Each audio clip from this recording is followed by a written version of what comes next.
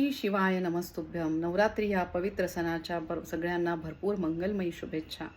यावेळेस नवरात्री सण हा 10 दिवस आहे. 11व्या दिवशी दसरा आहे. यावेळेस असे सांगण्यात येते की मा दुर्गा देवी या गजारूढ आहेत, हत्तीवर बसून त्या येत आहेत. तर तुम्हाला आज नक्की काय करायचं आहे? देवी पार्वतींचे सुंदर असे स्वरूप, शैलपुत्री देवी ज्या शैल राजाची कन्या आहे, हिमालय पुत्री आहे, त्यांचे सुंदर असे स्वरूप आहे आणि त्यांची पूजा कशी करायची ती तुम्हाला थोडक्यात मी सांगणार आहे. आणि नैवेद्यासाठी तुम्हाला काय दाखवायचं आहे ते पण मी तुम्हाला सांगणार आहे. नक्की शेवटपर्यंत हा शॉर्ट बघा. शैलपुत्री देवी जी सती पार्वती यांचे सुंदर असे स्वरूप आहे. सुंदर वस्त्रे तिने परिधान केलेली आहेत आणि ती नंदीवर आरूढ होऊन येत आहे. तर अशी ही पहिल्या दिवसाची शैलपुत्री देवीची पूजा, जिच्या एका हातामध्ये त्रिशूल आहे. त्रिशूल म्हणजे त्याला 3 टोके, जे त्याचा अर्थ आहे धर्म, अर्थ आणि मोक्ष. याचे जर आपण संतुलन साधले तर मानवी जीवन खूप सुखदायी होण्यासाठी मदत होते. आणि दुसऱ्या हातामध्ये तिने कमलपुष्प धारण केलेले आहे. कमलपुष्प जे आहे समृद्धीचे प्रतीक, धनाचे प्रतीक, सुख शांतीचे प्रतीक. तर असे कमलपुष्प, आणि हिमालयामध्ये तिचा वावर आहे, म्हणजे सगळ्या वन्य प्राण्यांचे ती संरक्षण करते.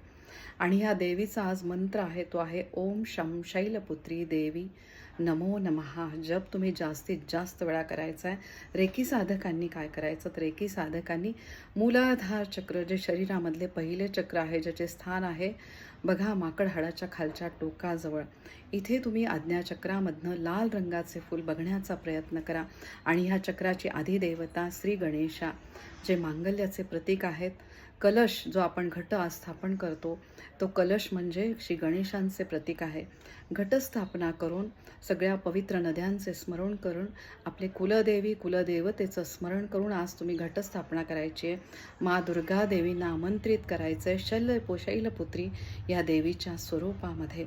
तर मांगल्याचे प्रतीक असलेली शैलपुत्री देवी, जिच्या आराधनेने साधनेने आपल्याला आयुष्यामध्ये सुख शांती आरोग्य आणि धनसमृद्धी प्राप्त होण्यासाठी मदत होते.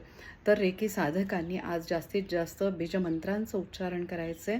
जो मूलाधार चक्राचे बीजमंत्र आहे लम वम शम शम आणि समचं जास्तीत जास्त उच्चारण करा आणि रेकीची साधना करा. आणि आज नैवेद्याला तुम्हाला दाखवायचं आहे बघा साजूक गाईचे तूप आणि त्याच्यामध्ये केशराची काडी टाकून तुम्ही ह्या देवीला आज नैवेद्य दाखवू शकता. तर ह्या देवीचे आशीर्वाद सगळ्यांना मिळू दे आणि सगळ्यांचं कल्याण होऊ दे, ही माझी मनापासून इच्छा. ओम मा दुर्गा देवी नमो नमः. ओम शम शैलपुत्री देवी नमो नमः.